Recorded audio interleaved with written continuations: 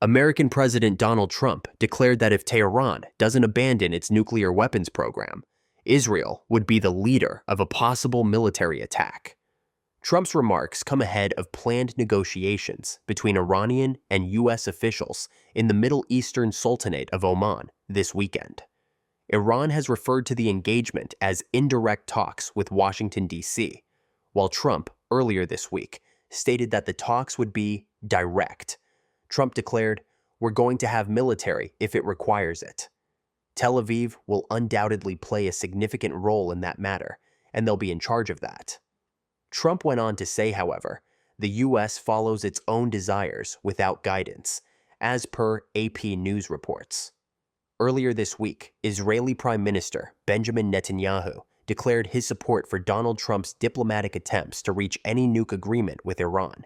He went on to say that the United States and Israel have the same objective of preventing Tehran from developing atomic weapons.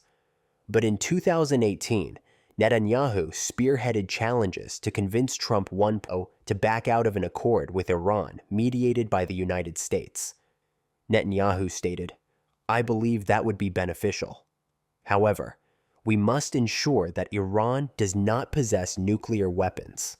As Tehran gets closer than ever to developing a practical weapon, the United States is growing more and more alarmed." However, Trump stated on Wednesday that he does not have a firm time frame for the negotiations to conclude. Trump remarked, "You know if they're going along well or not when you start talks." And furthermore, the conclusion, in his opinion, would be that they're not getting along. That's just a feeling then.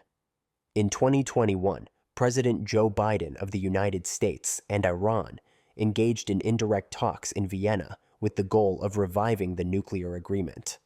However, no agreement was reached during those negotiations or others between Tehran and European countries.